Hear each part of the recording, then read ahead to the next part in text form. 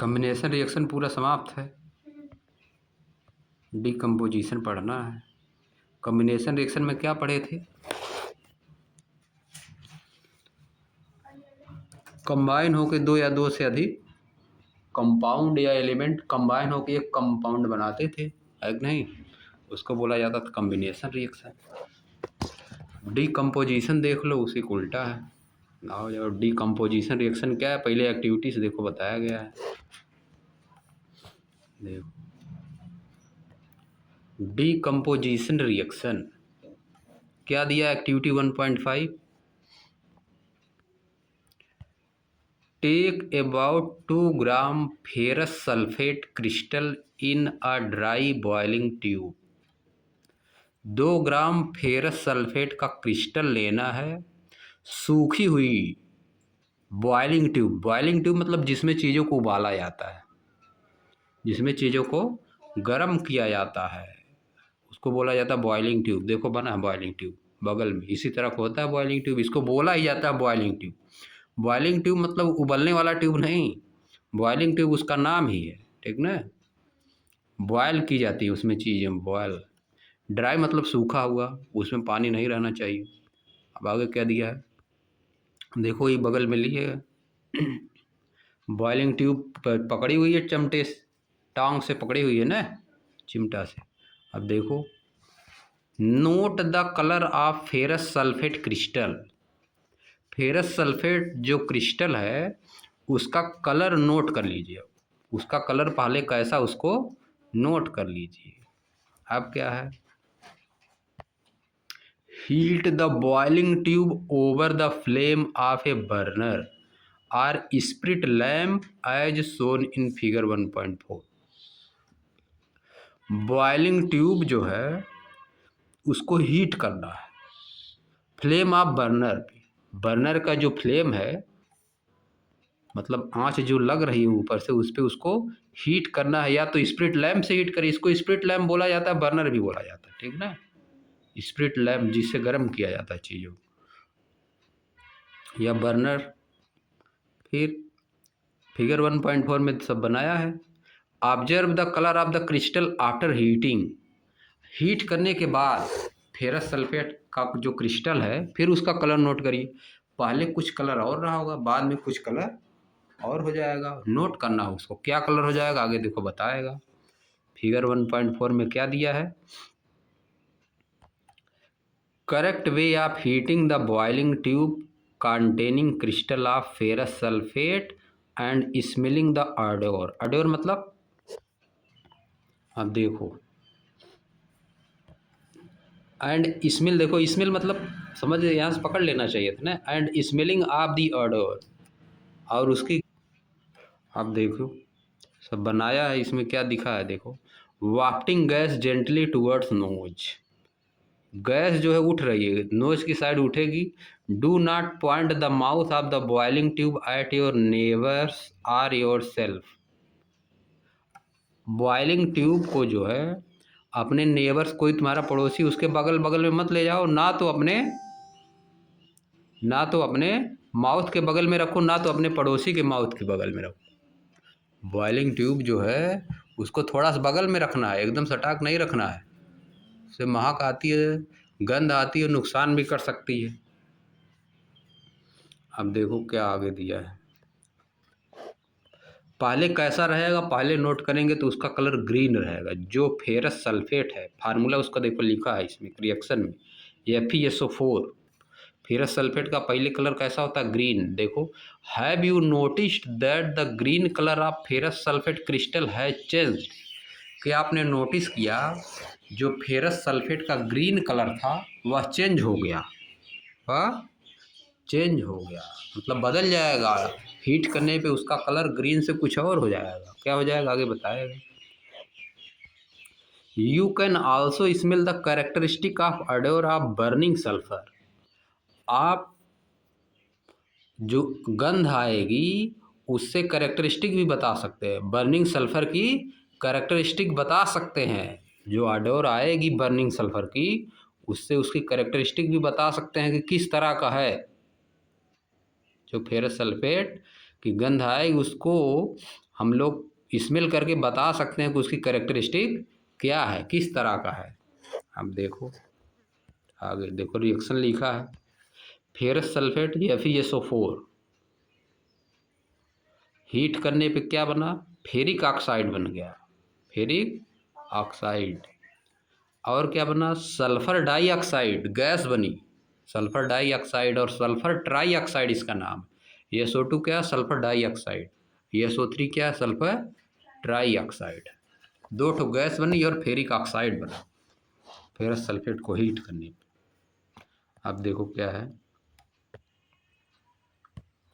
In this reaction you can observe that a single reactant break down to give simpler products. इस reaction में आप देख सकते हैं कि एक सिंगल रिएक्टेंट है FeSO4 ferrous sulphate, break down वह टूटता है टू गिव सिंपलर प्रोडक्ट, छोटे छोटे प्रोडक्ट देता है, टूट कर छोटे छोटे प्रोडक्ट देता है, सिंपलर प्रोडक्ट देता है। This is a decomposition reaction. इस तरह के रिएक्शन को क्या बोलते हैं, डीकम्पोजिशन रिएक्शन। यानी ऐसा रिएक्शन जिसमें एक प्रोडक्ट ब्रेक डाउन हो जाए दो या दो से अधिक प्रोडक्ट में, सिंपल प्रोडक्ट में, उसको क्या बोलेंगे, decomposition reaction.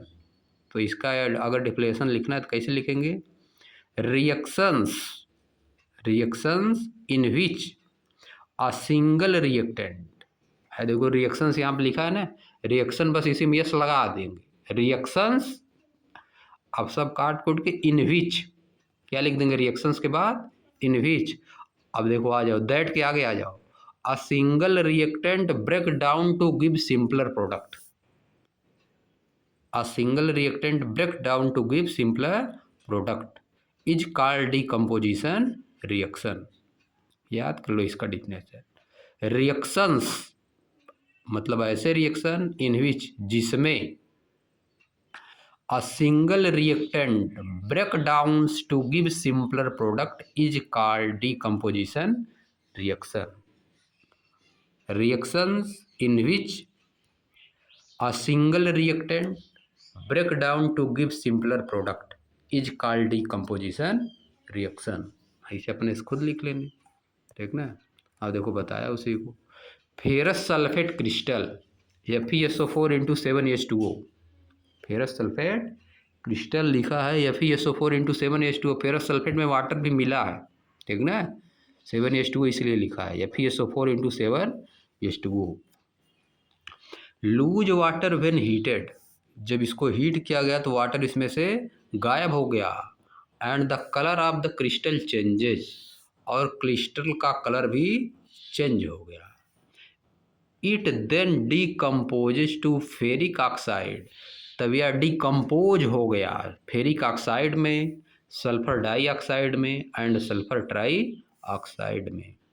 Ferric oxide is a solid, ferric oxide क्या है, सॉलिड है। वाइल जबकि sulphur dioxide and sulphur trioxide are gases, SO2 और SO3 are gases.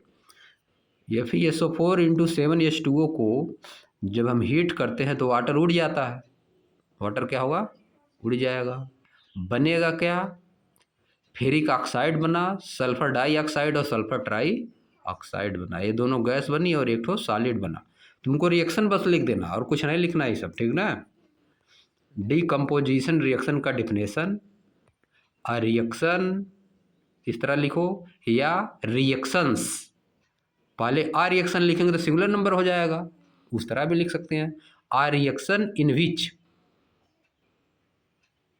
A single product break down to give simpler product is called decomposition reaction. अगर reaction में S लगाएंगे, reactions in which a reactant break down to give simpler products, are तब लिखेंगे यहाँ पे, are called decomposition reaction. जैसे मन का वैसे लिखो। अब देखो आगे आ जाओ,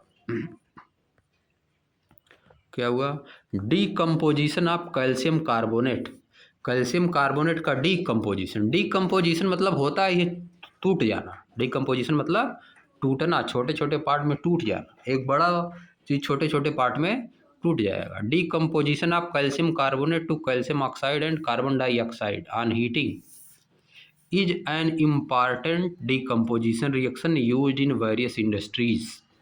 कैल्शियम कार्बोनेट का किसमें डीकम्पोजिशन होना? कैल्शियम ऑक्साइड और कार्बन डाइऑक्साइड में। अगर हम कैल्शियम कार्बोनेट जो हम लोग पढ़ चुके थे ऊपर हम लोग क्या पढ़े थे? चूना वाला। चूने को जब हम लोग दीवार पे लगा देते हैं तो कैल्शियम कार्बोनेट बन जाता है कि नहीं? बन जाता है। पीछे हम लोग पढ़े थे ना। अब देखो उसी को उल्टा कर दिया है। कैल्शियम कार्बोनेट को यहाँ पे क्या किया? हीट कर दिया है। यहाँ पे हीट कर दिया। हीट करने पे क्या बन जाएगा? फिर कैल्शियम ऑक्साइड और कार्बन डाइऑक्साइड बन जाएगा। रिवर्स प्रोसेस हो जाएगा। हम लोग जो पीछे पढ़ चुके थे कि दीवालों पे अगर हम कैल्शियम हाइड्रोक्साइड का लेप लगा देते हैं तो क्या होता है? वह कार्बन डाइऑक्साइड से रिएक्शन करके बन जाता है कैल्शियम कार्बोनेट। पीछे पढ़े थे ना। उसी को देखो उल्टा रिएक्शन लिखा है यहाँ पे, ठीक ना? वही लिखा है ना, देखो उसी को उल्टा यहाँ पे लिखा है। CaCO3 इधर इस साइड लिख दिया है। CO3 सॉलिड हीट करने पे क्या बन जाएगा? Calcium oxide. फिर वही चूना बन गया, क्विक लाइम बन गया। और क्या बन जाएगी? कार्बन डाइऑक्साइड, ठीक ना? ये भी क्या है? Decomposition reaction. उल्टा इसका होता तो क्या होता? कॉम्बिनेशन रिएक्शन, है कि नहीं? इसका उल्टा हम लोग क्या पढ़े थे? कॉम्बिनेशन रिएक्शन पढ़े थे। एक प्रोडक्ट बन जाएगा। देखो COH का होल ट्वाइस था ना। COH का होल ट्वाइस पर कार्बन डाइऑक्साइड मिलकर कैल्शियम कार्बोनेट बन गया था। वाटर रिलीज हो गया था, वाटर निकल गया था। और इधर यहाँ पे क्या हो रहा है? उसी को उल्टा सेम एकदम हो रहा है। यहाँ CaCO3 है। CaCO3 को जब हीट करते हैं तो हाँ क्विक लाइम और कार्बन डाइऑक्साइड बन जाता है। अब देखो अब इसके बारे में क्या लिखा उसी बगल में देखो। Decomposition of calcium carbonate to calcium oxide and carbon dioxide and heating is an important decomposition reaction used in various industries। Industries में इसका यूज किया जाता है, ठीक ना? बड़ी बड़ी इंडस्ट्रीज में इस रिएक्शन का यूज किया जाता है। Calcium oxide is called lime और क्विक लाइम। कैल्शियम ऑक्साइड को क्या बोला जाता है? लाइम और quick lime. It has many use. इसके पास बहुत यूज है। इसका बहुत यूज होता है। कैल्शियम ऑक्साइड का कई यूज होता है। One is manufacture of cement. Cement बनाने में इसका यूज होता है। कैल्शियम ऑक्साइड का यूज कहाँ होगा? सीमेंट बनाने में। When a decomposition reaction is carried out by heating. जब एक डीकम्पोजिशन रिएक्शन हीटिंग से होता है, it is called thermal decomposition. तब इसको क्या बोला जाता है? Thermal decomposition. इसको भी लिखना है तुमको, समझी बात? उसी में डीकम्पोजिशन रिएक्शन का लिख के डिफिनेशन, फिर इसके बाद उसका एग्जाम्पल लिखने के बाद फिर नीचे ये भी लिखना है। When a decomposition reaction is carried out by heating it is called thermal decomposition. It is called thermal decomposition. और एग्जाम्पल में नीचे वाला यही CaCO3 हीट करेंगे। ये थर्मल डीकम्पोजिशन है। क्या है? Thermal decomposition. कंपोजिशन में ही थर्मल डीकम्पोजिशन। हाँ, डीकम्पोजिशन में ही थर्मल डीकम्पोजिशन। उसी में लिख देना अंदर, ठीक ना? बस तीर का निशान लगा कर लिख देना। आप देखो another example of thermal decomposition reaction is given in activity 1.6। दूसरा एग्जाम्पल दिया है डीकम्पोजिशन रिएक्शन का। थर्मल डीकम्पोजिशन रिएक्शन का दूसरा एग्जाम्पल दिया है। देखो क्या दिया है। Take about 2 gram lead nitrate powder. 2 gram lead nitrate powder लीजिए इन ए बॉइलिंग ट्यूब। एक बॉइलिंग ट्यूब में 2 ग्राम लेड नाइट्रेट पाउडर लेना है। लेड नाइट्रेट वाला हम लोग पहले भी पढ़ चुके हैं, है कि नहीं? एक्टिविटी 1.2। एक्टिविटी 1.2 वाला रिएक्शन इसका लिखा है तो वही यहाँ भी होगा, ठीक ना? वो थोड़ा अलग है कि वही है? देखो वही होगा। हमारे समझ से थोड़ा अलग भी हो सकता है। देखो take 2 gram of lead nitrate powder in a boiling tube. एक बॉइलिंग ट्यूब में 2 ग्राम लेड नाइट्रेट पाउडर लीजिए। Hold the boiling tube with a pair of tongs and heat it over a flame as shown in figure 1.5। इसको उबालना है, इसको क्या करना है, हीट करना है, गर्म करना है। व्हाट डू यू ऑब्जर्व, क्या ऑब्जर्व करोगे, note down the changes if any, change को नोट करिए, अगर कुछ चेंज होता है तो उसको नोट करिए। थोड़ा सा अलग लग रहा है, ये देखो, heating of lead nitrate and emission of nitrogen gas. इसमें क्या हो रहा है, हीटिंग ऑफ लेड नाइट्रेट हो रहा है, अलग है, ठीक ना। हाँ, इसमें बॉयल करना है, उसमें केवल मिलाना था, अग्नि एक्टिविटी 1.2 में हम लोग केवल मिलाए थे, और इसमें बॉयल करना है, बॉयल करने पर कुछ अलग होगा। देखो वहाँ पे डिस्प्लेसमेंट रिएक्शन हुआ था, वहाँ पे डिस्प्लेसमेंट रिएक्शन हुआ था, डिस्प्लेस कर दिया था, आगे आएगा डिस्प्लेसमेंट रिएक्शन। हाँ, इसमें डिकम्पोजिशन हुआ है, देखो you will observe the emission of brown fumes, आप जो है ऑब्जर्व करेंगे कि ब्राउन फ्यूम निकलेगा, धुआं निकलेगा, उसमें ब्राउन फ्यूम्स निकलेगा लेड नाइट्रेट में। ये क्या है, these fume are nitrogen dioxide, या फ्यूम क्या है, नाइट्रोजन डाइऑक्साइड गैस है। The reaction that take place is, दो जो रिएक्शन होगा वो क्या है, देखो इधर तो बनाया है, उसको देख लो पहले। अब पेयर ऑफ टांग से पकड़ा है, बॉइलिंग ट्यूब लिया है, उसमें लेड नाइट्रेट बर्नर से जला रहा है, heating of lead nitrate and emission of nitrogen dioxide, nitrogen dioxide gas निकलेगी। अब देखो रिएक्शन क्या लिखा है, देखो PbNO3 का होल ट्वाइस, लेड नाइट्रेट का फार्मूला है, बैलेंस करने के लिए 2 लगाया, हीट करने पे क्या बनेगा, लेड ऑक्साइड बन जाता है, नाइट्रोजन डाइऑक्साइड बनती है और ऑक्सीजन गैस निकलती है, इतना चीज़ें होती है। ये क्या है, डिकम्पोजिशन रिएक्शन है, क्या है, डिकम्पोजिशन रिएक्शन है। क्या है, थर्मल डिकम्पोजिशन रिएक्शन, थर्मल डिकम्पो, क्योंकि हीट किया जा रहा है ना। हाँ, जिसमें हीट किया जाता है उसमें थर्मल रिएक्शन होता है, थर्मल डिकम्पोजिशन। एक हमारी बात, इन्हें एक थर्मल लगा दिए तो वो डिकम्पोजिशन नहीं है, जितना थर्मल डिकम्पोजिशन रिएक्शन है सब डिकम्पोजिशन रिएक्शन है, सब चीज। थर्मल डिकम्पोजिशन रिएक्शन को हम डिकम्पोजिशन रिएक्शन में भी लिख सकते हैं, डिकम्पोजिशन रिएक्शन लिखने के लिए आ रहा है तो उसमें थर्मल डिकम्पोजिशन भी लिख सकते हैं। सब एग्जाम्पल जितना थर्मल डिकम्पोजिशन का है वो डिकम्पोजिशन रिएक्शन का भी एग्जाम्पल है। अब देखो आगे, let us perform some more decomposition reaction as given in activities 1.7 and 1.8। और डिकम्पोजिशन रिएक्शन करते हैं, देखो क्या लिया है, इसमें देखो वाटर को तोड़ा है, वाटर को तोड़ने पे हाइड्रोजन ऑक्सीजन में टूटेगा, है कि नहीं। देखो तोड़ा, इलेक्ट्रोलिसिस किया जाता है, इलेक्ट्रोलिसिस ऑफ वाटर, तो हाइड्रोजन ऑक्सीजन में टूट जाएगा। देखो क्या गया, टेक अ प्लास्टिक मग, एक प्लास्टिक का मग लीजिए, drill 2 holes at its base, इसके बेस पे 2 होल कर दीजिए, प्लास्टिक के मग पे बेस पे 2 देखो होल किया है कि नहीं। Fit rubber stopper in these holes, rubber का स्टॉपर इसमें फिट करना है, देखो फिट किया है। Insert carbon electrode in these rubber stopper as shown in figure 1.6। इसमें क्या करना है, कार्बन इलेक्ट्रोड इसमें डाल देना है, कार्बन इलेक्ट्रोड। फिर आगे क्या दिया है, connect these electrode to a 6 volt battery, 6 volt की बैटरी से इनको जोड़ देना है, 6 वोल्ट की बैटरी से जोड़ देना है दोनों इलेक्ट्रोड को। फिर fill the mug with water such that the electrode are immersed, जो मग है उसको वाटर से भरना है, ऐसा भरना है कि जो इलेक्ट्रोड है वो डूब जाए, इमर्स मतलब डूब जाए। Add a few drop of dilute sulphuric acid to the water, water में कुछ ड्रॉप जो है सल्फ्यूरिक एसिड डालना, H2SO4 डाल देना है। तो फिर क्या होगा, take 2 test tube filled with water and invert them over the 2 carbon electrode, 2 test tube लेना है, जो दोनों इलेक्ट्रोड हैं देखो उस पर डाल दिया गया, ऊपर से उसको डाल दिया गया, ढक दिया गया है। अब क्या करना है,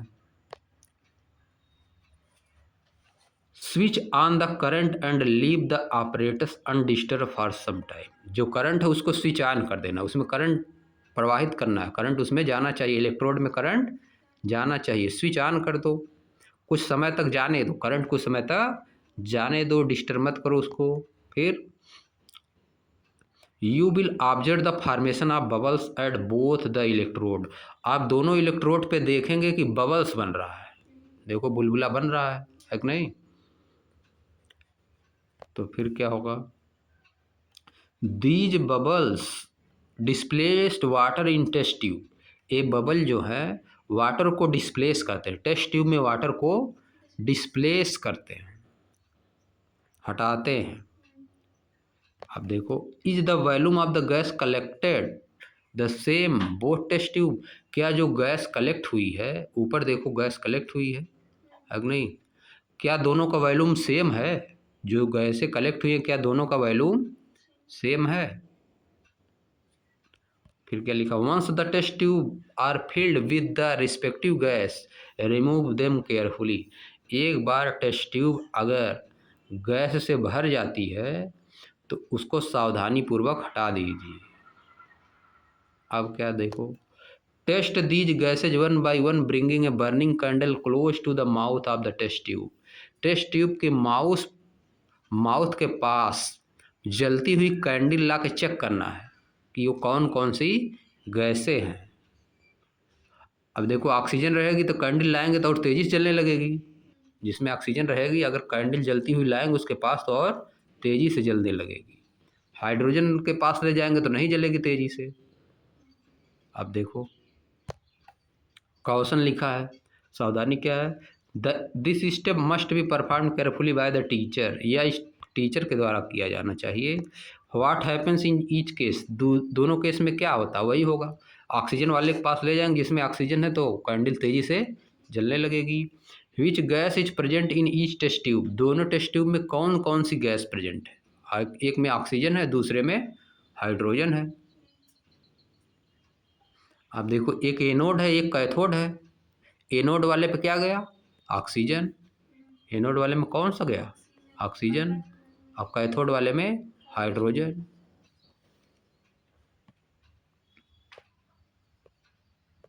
अब देखो आगे, ये प्रैक्टिकल हो गया। ये क्या है, इलेक्ट्रोलिसिस। ये भी क्या है, डिकम्पोजिशन रिएक्शन। क्या है, वाटर को तोड़ा गया हाइड्रोजन और ऑक्सीजन में, तो इस क्या हो गया, डिकम्पोजिशन रिएक्शन। क्योंकि एक प्रोडक्ट दो प्रोडक्ट में टूटा, इसलिए एक डिकम्पोजिशन रिएक्शन है। एक्टिविटी 1.8 देखो, take about 2 gram silver chloride in a china dish.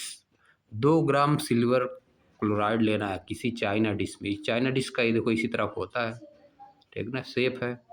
Silver chloride इसमें डाल दिया गया है। व्हाट इज इट्स कलर, इसका कलर क्या है, शुरुआत में इसका कलर क्या है नोट कर लेना है। हाँ, सिल्वर कलर रहेगा। Place this china dish in sunlight for some time, इसको कुछ समय के लिए सनलाइट में रख देना है।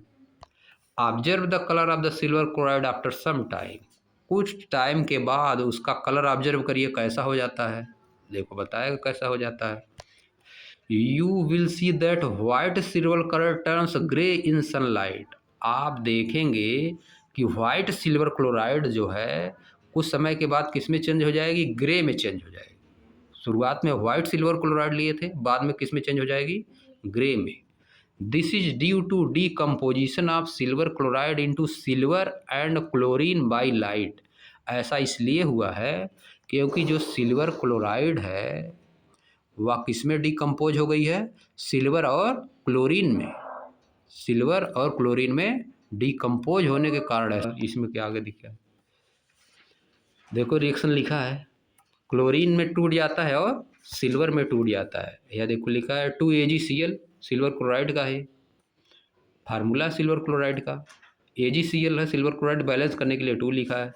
सनलाइट के प्रेजेंट में सिल्वर और क्लोरीन गैस में टूट जा रहा है कि नहीं।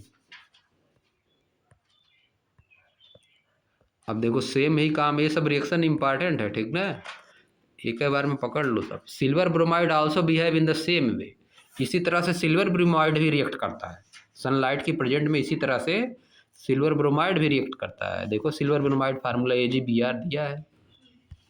सनलाइट के प्रेजेंट में ये भी टूटेगा, Ag और ब्रोमीन गैस में टूट जाता है। अब देखो, the above reaction are used in black and white photography. ये दोनों रिएक्शन ब्लैक और वाइट फोटोग्राफी में यूज किए जाते हैं।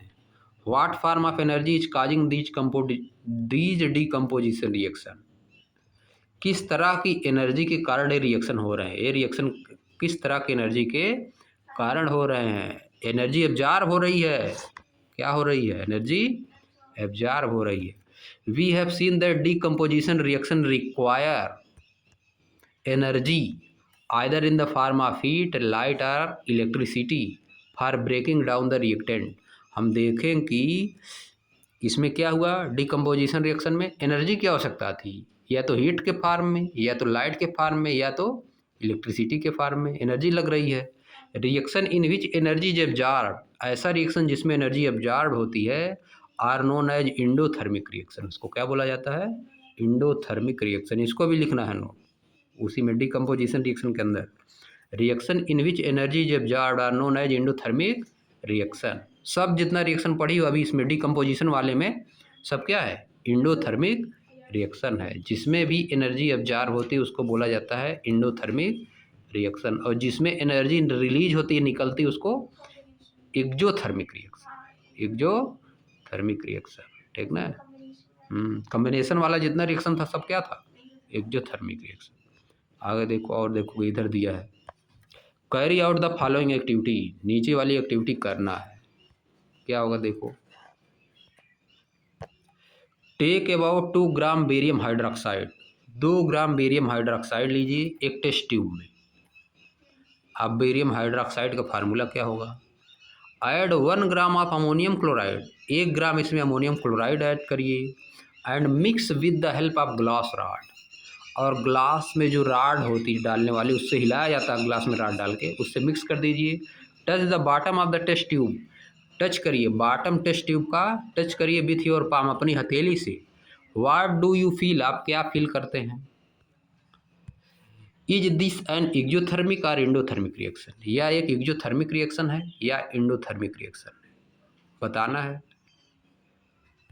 पहले रिएक्शन इसका लिखो, देखो। अब देखो इसको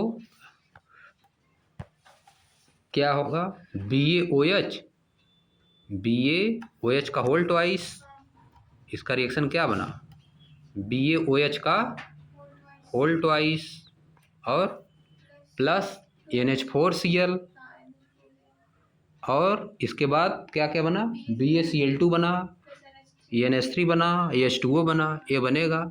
अब देख रहे हो H2O इसमें से निकल रहा है, पानी उड़ रहा है कि नहीं। पानी कब उड़ता है, किसी भी रिएक्शन में पानी कब उड़ता है, हीट जब उसमें जाती तभी पानी उड़ता है। इसका मतलब इसमें हीट एब्जॉर्ब हो रही है, इसमें हीट क्या हो रही है, एब्जॉर्ब हो रही है।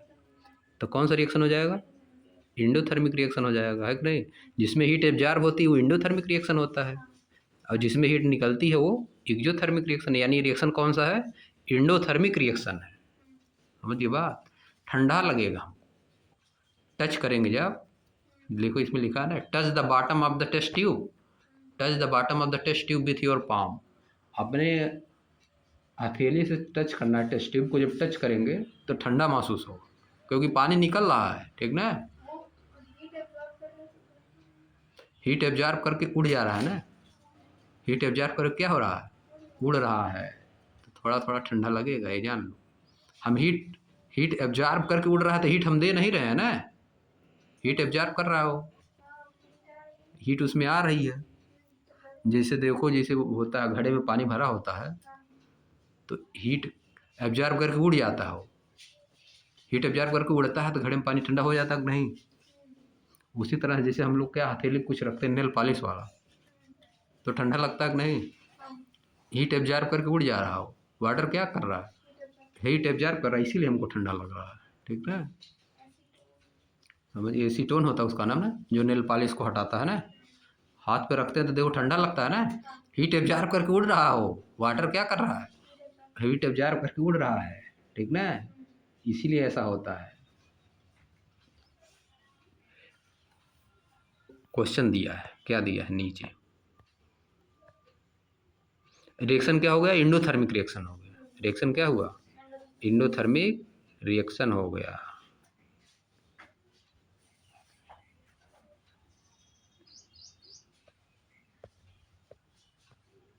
अब देखो जो क्वेश्चन दिया है, a solution of substance x is used in for white washing. किसी सब्सटेंस एक्स का यूज किया गया वाइट वॉशिंग के लिए। तो एक्स को तुम खुदे बता सकते हो क्या हो सकता है। एक्स क्या हो? वाइट वॉशिंग के लिए कैल्शियम हाइड्रोक्साइड का यूज किया जाता है ना। कैल्शियम हाइड्रोक्साइड या स्लैग्ड लाइम उसको बोला जाता है। कैल्शियम हाइड्रो CaOH का होल ट्वाइस। तो एक्स क्या हो गया? CaOH का whole twice. Name the substance X and write its formula. कुछ नहीं है, CaOH का होल ट्वाइस है कि नहीं?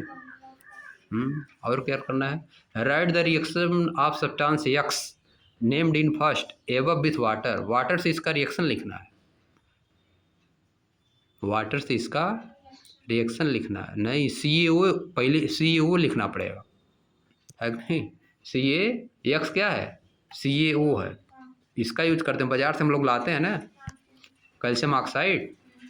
फिर उसको पानी में मिलाने के लिए बोल रहा है। Right the reaction of the substance x named in above with water. Water के साथ जब करेंगे COA में H2O मिला देंगे तब बनेगा COH का होल ट्वाइस। उसको हम लोग लेपते हैं उस, है कि नहीं?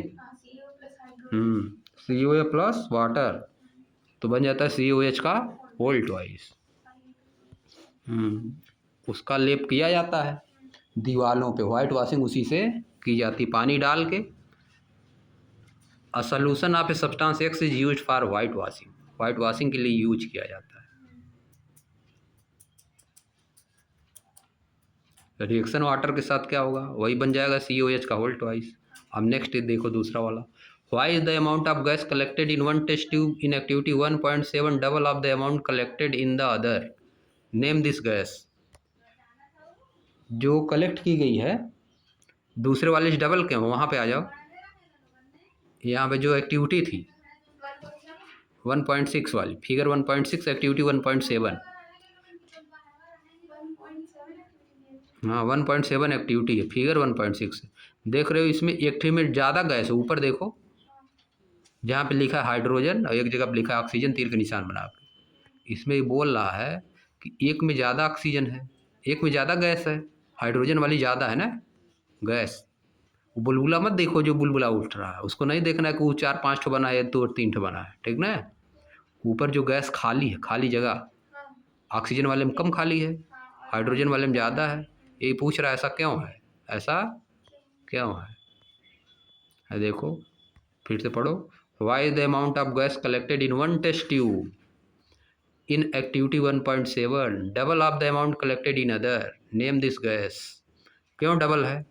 इन गैसेस का नाम बताना है। तो हाइड्रोजन ऑक्सीजन है उनका नाम। नाम क्या? ऑक्सीजन और हाइड्रोजन। कम वाली जो है वो ऑक्सीजन है और ज़्यादा वाली हाइड्रोजन है। में H2O में 2 हाइड्रोजन होता है। H2O में क्या होता है? 2 हाइड्रोजन होता है, 1 ऑक्सीजन होता है। हाइड्रोजन का वॉल्यूम डबल है इसलिए डबल दुगना है। ऑक्सीजन एक ही है इसलिए सिंगल है, ठीक ना। मास से नहीं मतलब है, मास ज़्यादा हो जाएगा ऑक्सीजन का, ठीक ना। लेकिन वॉल्यूम किसका ज़्यादा होगा? हाइड्रोजन का। वॉल्यूम हाइड्रोजन ज़्यादा होगा और ऑक्सीजन का वॉल्यूम कम होगा। लेकिन मास ऑक्सीजन का ज़्यादा होगा और हाइड्रोजन का मास कम होगा, ठीक ना। वॉल्यूम में 1:2 का होगा। ऑक्सीजन इज टू अगर हाइड्रोजन करें तो वॉल्यूम कितना होगा? 1:2। Oxygen is two, oxygen ratio hydrogen करें तो वॉल्यूम का रेशियो क्या होगा? 1:2। लेकिन मास का रेशियो कितना होगा? 8:1। ऑक्सीजन 8 गुना है, मास 8:1 होगा, ठीक नहीं बताना है। वॉल्यूम किसका ज़्यादा होगा? हाइड्रोजन का दुगना होगा ऑक्सीजन से। लेकिन मास किसका ज़्यादा होगा? ऑक्सीजन का 8 गुना होगा, ठीक ना। चलो तब आज यहीं कल डिस्प्लेसमेंट रिएक्शन पढ़ेंगे हम लोग, ठीक ना।